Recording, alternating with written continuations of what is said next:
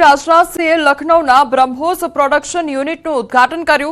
વિશ્વની સૌથી વિનાશક સુપરસોનિક ક્રૂઝ મિસાઇલ બ્રહ્મોસના ઉત્પાદન એકમનું ઉદ્ઘાટન કરવામાં આવ્યું છે। સંરક્ષણ મંત્રીએ વર્ચ્યુઅલી ઉદ્ઘાટન કર્યું અને ઉત્તર પ્રદેશના મુખ્યમંત્રી યોગી આદિત્યનાથ સ્થળ પર સમારોહનું નેતૃત્વ કર્યું। तो 300 करोड़ना खर्चे बनेल आ यूनिटमां वार्षिक अंदाजे 80 થી 100 ब्रह्मोस मिसाइलोनुं उत्पादन करवामां आवशे। साथे અહીં डिफेन्स टेस्टिंग इंफ्रास्ट्रक्चर सिस्टम पण हशे। तो रक्षा मंत्री उद्घाटन बाद निवेदन आपता कह्युं के ब्रह्मोस भारतनी शक्तिनुं प्रतीक छे, ते देशनी ताकात वधारशे। आज भारत दुनिया के सबसे शक्तिशाली राष्ट्रों में से एक है। हम लगातार अपनी ताकत और बढ़ा रहे हैं और मैं समझता हूं कि आज जो फैसिलिटी सेंटर शुरू हो रहा है यह भारत की शक्ति को और मजबूत करने में सहायक होगी।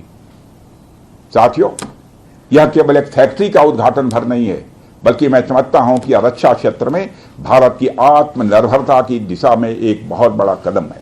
ऑपरेशन सिंदूर पर रक्षा मंत्रीનું મોટું નિવેદન સામે આવ્યું છે। આતંકવાદ સામે ઝીરો ટોલરન્સ નીતિ ઓપરેશન સિંદૂરથી ન્યાય અપાવવાનું કામ કર્યું છે અને પાકિસ્તાનમાં ઘૂસીને ભારતે મલ્ટીપલ સ્ટ્રાઇક કરી પાકિસ્તાને ભારતીય નાગરિકોને નિશાન બનાવ્યા।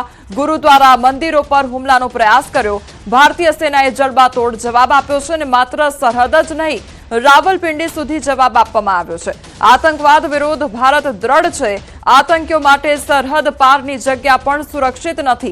ભારતે પાકિસ્તાનના નાગરિકોને ક્યારેય નિશાન નથી બનાવ્યા। ભારતીય સેનાએ તેનું પરાક્રમ બતાવ્યું છે। जिन भारत विरोधी और आतंकी संगठनों ने भारत माता के मस्तक पर हमला करके कई परिवारों के सिंदूर मिटाए थे, उन्हें भारतीय सेना ने ऑपरेशन सिंदूर के माध्यम से इंसाफ दिलाने का काम किया है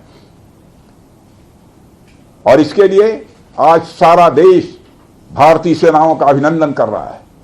ऑपरेशन सिंदूर सिर्फ एक सैन्य कार्रवाई भर नहीं है, बल्कि भारत की राजनैतिक, सामाजिक और सामरिक इच्छा शक्ति का प्रतीक है।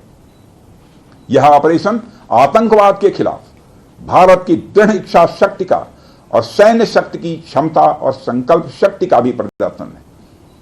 हमने दिखाया है भारत आतंकवाद के खिलाफ जब भी कोई कार्रवाई करेगा तो आतंकवादियों और उनके आकाओं के लिए सरहद पार की जमीन भी सुरक्षित नहीं रहेगी। भारतीय सेनाओं ने ऑपरेशन सिंदूर को पाकिस्तान में मौजूद आतंकी ढांचा ढहाने के उद्देश्य से लॉन्च किया था।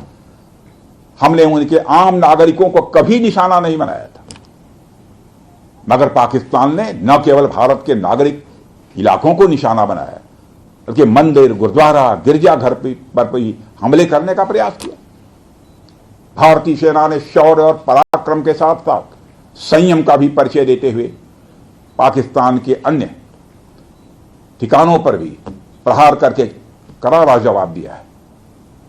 हमने केवल सीमा से सटे सैन्य ठिकानों पर ही नहीं कार्रवाई की, बल्कि भारत की सेनाओं की धमक उस रावलपिंडी तक सुनी गई जहां पाकिस्तानी फौज का हेडक्वार्टर मौजूद है। मित्रों, भारत में आतंकवादी घटनाएं करने और कराने का क्या अंजाम होता है, यह पूरे विश्व ने उरी की घटना के बाद देखा, जब हमारी सेना ने पाकिस्तान में घुसकर सर्जिकल स्ट्राइक की।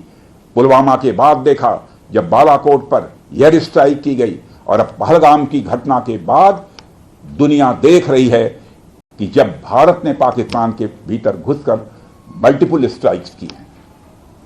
आतंकवाद के खिलाफ जीरो टॉलरेंस की नीति पर चलते हुए हमारे यशस्वी प्रधानमंत्री नरेंद्र मोदी ने स्पष्ट कर दिया है कि यह नया भारत है जो आतंक के खिलाफ सरहद के इस पार और उस पार दोनों तरफ प्रभावी कार्रवाई करेगा। यह हमारे प्रधानमंत्री जी ने स्पष्ट रूप से यह संदेश दे दिया है।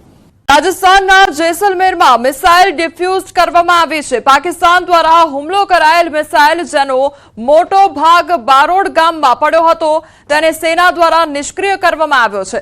જોરદાર ધડાકા સાથે તમે જોઈ શકો છો કે ધુમાડાનું વાદળ સતત આગળ વધી રહ્યું છે। ખેતરમાં ગઈકાલે આ મિસાઇલ પડી હતી જેને આજે ડિફ્યુઝ કરવામાં આવી છે।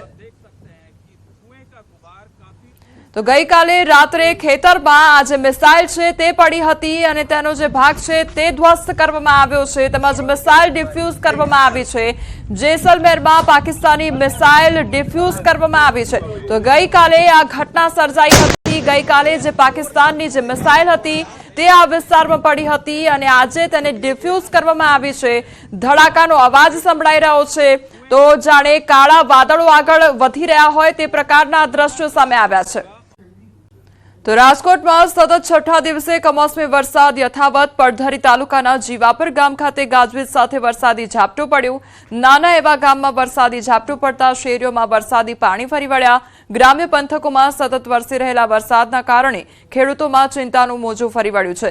મગ, અડદ, તલ સહિતના પાકોનું વાવેતર કરનારા ખેડૂતો ચિંતામાં મુકાઈ ગયા છે। નોંધનીય છે કે શનિવારે કોટડા, સાંગાણી તાલુકા વિસ્તારમાં વરસાદી ઝાપટું પડ્યું હતું। આંધી, તોફાનો અને માવઠાનો હશે। આજથી 20 મે વચ્ચે રાજ્યમાં પવનની ગતિ વધશે। ફરી આંધી વંટોળનો પ્રકોપ રહેશે અને સાચવવું પડશે। 25 થી 4 જૂન વચ્ચે અરબ સાગરમાં સાયક્લોન સર્જાશે। અંદમાન નિકોબાર ટાપુમાં ચોમાસાની ગતિવિધિ વહેલી થઈ શકે છે। તારીખ 11 થી 20 માં પણ પવનની ગતિ વધારે છે અને પવનની ગતિ આંધી વંટોળ સાથે સખ્ત પવનના તોફાનો સાથે પુનઃ પણ સાચવવાની શક્યતા રહેશે અને ત્યારબાદ લગભગ 25મી થી 4 જૂન વચ્ચે અરબ સાગરમાં એક સાયક્લોન બનવાની શક્યતા રહેશે। ગાજવીજ, તેજ પવન સાથે માવઠાનો માર રહેશે। હવામાન વિભાગ દ્વારા માવઠા અંગે આગાહી કરવામાં આવી છે। 48 કલાક થંડરસ્ટ્રોમ એક્ટિવિટી સાથે વરસાદની આગાહી કરવામાં આવી છે। 13 મે સામાન્યથી મધ્યમ વરસાદની આગાહી કરવામાં આવી છે। 7 દિવસમાં ગરમીનો પારો 3 થી 5 ડિગ્રી વધી શકે છે તે પ્રકારની આગાહી કરવામાં આવી છે। अगले 2 दिन हम थंडरस्टॉर्म एक्सपेक्ट कर रहे हैं। साथ में आज 40 से 50 किलोमीटर प्रति घंटे की स्पीड से और कल 30 से 40 किलोमीटर प्रति घंटे की स्पीड से विंड्स की भी संभावना है आइसोलेटेड प्लेसेस में। और जो रेन रखा है हमने लाइट टू मॉडरेट रेन रखा है, हमने 3 दिन के लिए रखा है गुजरात रीजन और सौराष्ट्र कच्छ दोनों। और जहाँ तक अधिकतम तापमान की बात है अगले 7 दिनों में ये 303 से 5 डिग्री तक राइज होने की उम्मीद है।